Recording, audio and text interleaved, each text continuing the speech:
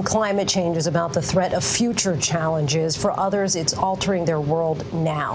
Thousands of migrants, as you know, are flocking to our southern border, many fleeing violence and poverty. But there are also thousands fleeing growing climate emergency. Matt Gutman is in Guatemala for us and has a report about these new climate refugees. High above these unforgiving fields outside of Hocotan, Guatemala, is the clump of mud huts Leocadia Diaz has called home for 90 years now. There, surrounded by her dozens of descendants, she weaves those mats. It takes 3 days to make a single one. The skill takes years to learn. She taught her daughters and the kids their traditions passed down for generations. When we meet her outside her daughter's home, her face lights up when we ask about the crops they used to have here. The crops have shriveled, and many of the young men have left. All those little grandkids take us to the family fields, and they show us the stunted corn. This is the village's cornfield. They're spread all over the hillside here. You can see the stalks that are left, and just the stunted corn that's here. When they don't have rain, and then they have 2 hurricanes coming in, this is what's left. It's a common sight in what's called the dry corridor, a swath of drought-battered land covering parts of Guatemala, Honduras, and El Salvador. And what's happening here is mirrored the world over.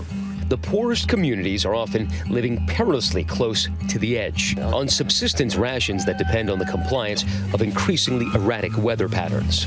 It has contributed to a 500% increase in migration from 2010 to 2015. Droughts over the past decade have decimated Leocadia's land. Her family is among the 3.5 million people in the dry corridor in desperate need of humanitarian assistance. And the droughts are transforming what was once one of the world's most fertile regions permanently. El problema no solo se traduce a las condiciones o a los efectos del cambio climático, sino también a los efectos que está teniendo este cambio climático en la agricultura y obviamente los efectos que está teniendo la baja productividad agrícola en el desarrollo socioeconómico de las poblaciones. Creo que en menos de 20 años vamos a tener totalmente un área declarada como desértica, totalmente desértica. ¿Verdad? Desértica en términos de que los suelos no son productivos. Agricultural engineer Circe Cordon took us to one of those fields. And she says the only way the region can survive is if the farmers and their children learn sustainable agriculture. And this is what one of those devastated crops look like. The farmers in this region tell us that they've lost about 95% of the corn here. Now, that is the main staple. And this field used to feed everybody in this village, but no more. Now the people here go hungry. That's because the land Leocadia has loved has become hostile. The roads to the villages here are as unforgiving as the soil. It's why many are still forced to haul cane or wood the old way, on their backs. Those roads are a huge obstacle in getting produce to the market. And it was on one of those dirt tracks just below the village that we watched men load palm fronds onto the overloaded pickup. Future roofs for houses. Children with those machetes gathered around to watch, and they used slingshots to fell still unripened green mangoes. Lunch. For breakfast, they tell us, they have beans. They show us their slingshots. ¿Qué comes? ¿Qué comes? ¿Frijoles? Okay. ¿Y para cena? ¿Tortilla? ¿Solo tortilla? ¿Con algo o solamente tortilla? Con sal. ¿Con sal? Sometimes they'll catch a bird, they say, and eat it. Malnutrition is endemic here in Guatemala. Nearly half of the children here are stunted because of it. So Nelson is 11, Eileen is 12, and they are about the size of my 6-year-old. The head of this village tells me he knows the kids are hungry. Yo conozco varios niños que están aquí que viven en crisis. Tal vez han comido un tiempo ahorita. Since they can no longer rely on crops for food, they need money. And for that, many head north. It's why the head of the village estimates that about 60% of his villagers intend on leaving for the United States. Isabel Hernandez Lopez's children are lucky. They've eaten chicken before, but not in the past year or two. These days, it's the ubiquitous beans and tortillas.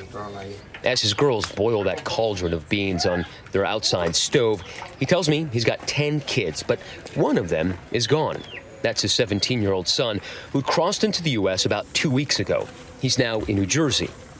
But the cost has been enormous. ¿Cuánto costan los coyotes para el viaje?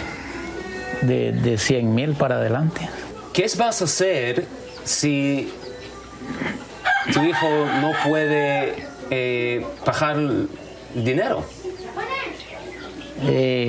Entregar lo que uno tiene, por ejemplo, un terrenito ahí. Si nosotros no conseguimos el dinero para pagar, entregar el terrenito o la casa. Before the droughts, their acre-and-a-half farm would provide enough beans and corn for the family. Now, to avoid starvation, his kids weave these small wicker baskets for a local bottler for about $21 a week. But a week's supply of corn costs the family about $20 a week. He tells me this life is untenable, which is why, as soon as his son repays the loan sharks, he's also headed northward. I asked whether he'll miss his family.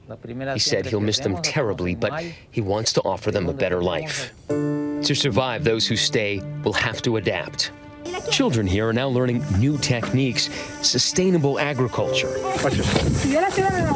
And today, to mark Earth Day, ecologist Circe Cordon has brought kids to this barren land to teach them a new skill. This is called seed bombing.